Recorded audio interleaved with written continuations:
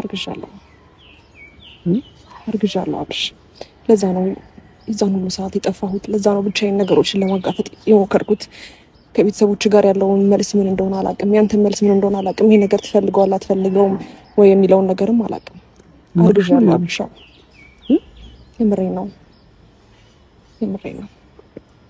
የምርሽ ነው አቤል፣ የምሬን ነው አብርሽ። በእናትህ እንዳሸሸኝ በእግዚአብሔር እንድትርቀኝ አልፈልግም። ግን ደግሞ አላውቅም ያንተ ፍላጎት ይሁን አይሁን አላውቅም። ቤተሰቦች ይሄን ነገር ይቀበሉታል ወይ አይቀበሉትም አላውቅም። ምናልባት ጥሩ ሁኔታ ላይ ላትሆን ትችላለህ አላውቅም። ግን ደግሞ በእናትህ አትራቀኝ፣ አትሻሸኝ። ቢያንስ መቼ ነው ይሄን ነገር ያወቅሽው? በቃ ስልክ ማንሳት ያቆምኩ ቀን ጀምሮ ነው ይሄን ነገር ያወቅኩት።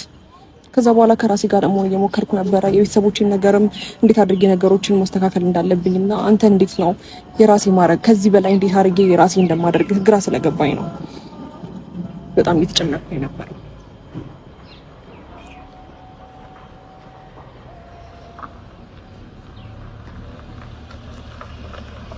እሺ መሸሽ ሆኖ አማራጭ ነው አይደል? በጊዜው በተፈጠረበት ታይም መናገር አይቀርም ለነገሮች። አዎ ግን ይሄ ጉዳይ አንቺ ብቻ አይደለም አይደል? እኔ ላይ መፍረድ አትችልም አብርሽ። አንደኛ እንድትሸሸኝ አልፈልግም፣ በቃ እንድትርቀኝ አልፈልግም። እኔ አንድ ቀን ስልክ ሳታነሳልኝ ስትቀር ምን አይነት ስሜት ውስጥ እንደሚሰማኝ አውቃለሁ ራሴን። ገባ? ይሄን ነገር ደግሞ አሁን አንተ ትፈልገዋለህ ወይስ አትፈልገውም? ምን አይነት ሁኔታ ውስጥ እንዳለህ ምን ያላቅም። ገባ እኮ ይሄ እንደዚህ አይነት ነገሮች እኮ ሲፈጠሩ ብቻሽ አይደለም አይደል እንትን የፈጠርሽው።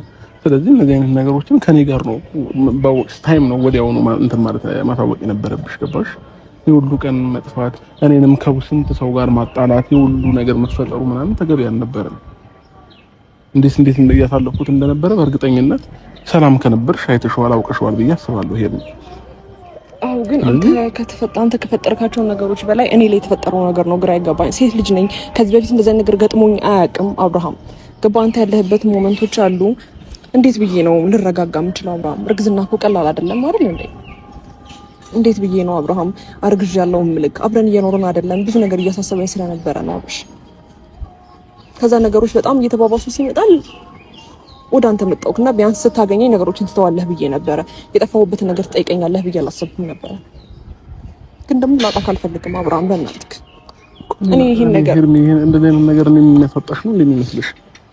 አላውቅም። ሴት ልጅ ነኝ። ብዙ ነገር ነው አውርተን እኔና አንቺ አውርተን ነው አንተ ማለት መቻል ያለብን አይደል እንዴ አንቺ እኮ ጠፍተሽ ብዙ ነገር ተፈጥሯል። ሄርሚ እንዴ እኔ ወንድሜን እስከማሳሰር ደርሻለሁ። ከሩታ ከዳኒ ጋር የማይሆን ሰጣ ገባው ገብቻለሁ። ከወንድሞቿ እንደዛው ብዙ ነገር ተፈጥሯል እኮ ሄርሚ። እንዴ እንደዚህ አይነት ነገር ሲፈጠር በግልጽ ለኛ አትነግሪኝም እንዴ?